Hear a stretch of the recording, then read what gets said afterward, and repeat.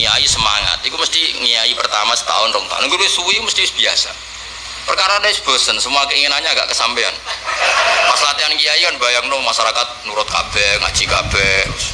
Barang puluhan tahun masyarakat tetap biasa-biasa wae. Sesuai kan style kendo. Jebule padha wae. Nek semangat pertama mesti semangat. Saya takon imam masjid, semangatnya mau pirang bulan. Puan dan istiqomah jamaah, jebule reaksinya tetap soft awal kok. Tambah istiqomah tetap aja soft awal, malah kadang merotoli.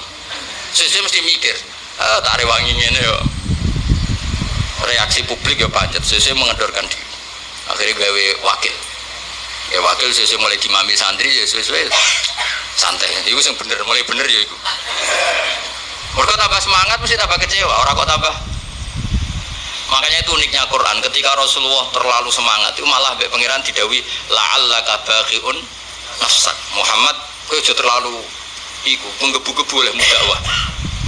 Mergo untuk iman ora iku urusanku. Sementing kowe dakwah standar kowe.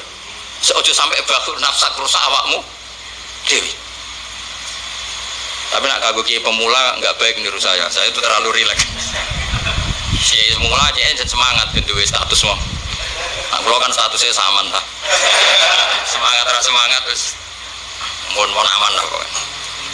Jadi akhirnya pangeran sakit begini Nabi karena terlalu apa? Tapi itu justru nunjuk Rasulullah betapa sangat mencintai umatnya. Beliau tersiksa kalau orang tidak dapat hidayah.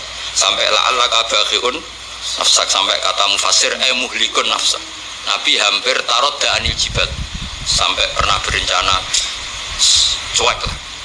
Terus sampai Allah dikandani, sudahlah masalah hidayah itu saya. Laisa 'alaika hudahum walakinna wa yahdi may yasha. Sudahlah kamu ngaji saja, kamu dakwah saja, tapi tetap laisa 'alaika hudahum, itu tidak wilayah Anda untuk memberi hidayah. Nah, terus kalau nanti ngaji wae. Ada yang mendingin nih.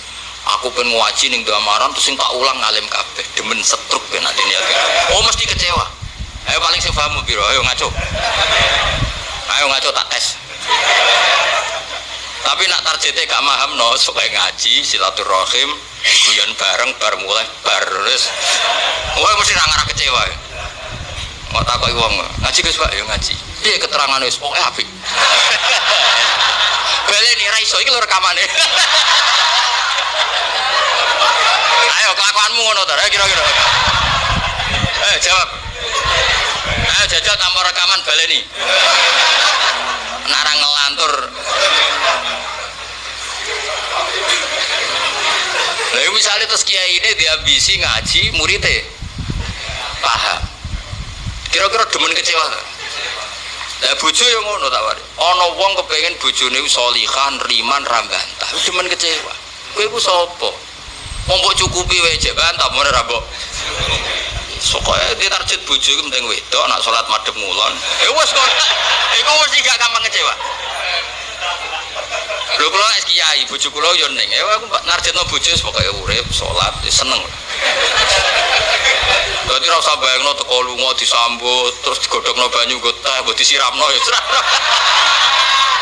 Demen kecewa, apa? Demen kecewa. Wong angger teko takoki, "Jek urip, Dik?" Alhamdulillah bojoku isek. Misalnya kok minggat mulai, "Mas aku semula nang wong tuaku."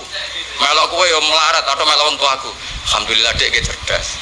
Tahu sing pantes dieloki. Yen cara hukum melok wong fakir iku kebodohan.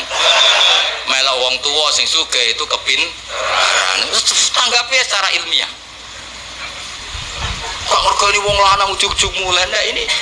Kamu punya istri yang menghormati ilmu. Di mana-mana melok wong fakir ora enak. Melok wong tua sing sugih iku enak. Berarti bojo pinter ta goblok? Pinter. Jadi sing syukur. Alhamdulillah Dek kok pinter. Kowe kenane melok aku fakir 5 tahun aku ya jagal. Wong kok gobloke ngono. Jadi jago mulai iki. Lah misale ki dirafa. Wis Mas arafakno Mas, aku pegat Mas ngene-ngene. Ya ngomongi ngono. Wis Mas arafakno Mas, aku pegat Mas ngene-ngene. Ya ngomongi ngono. Nak pancen kowe entuk sing luwih apik timbang aku. Yes piye meneh. Tapi iku kan barang sing ora mesti. Sing karuan mesti iku ya aku iki wis bojomu. Terangno. Mengejar barang ra mesti iku bahaya. Terangno.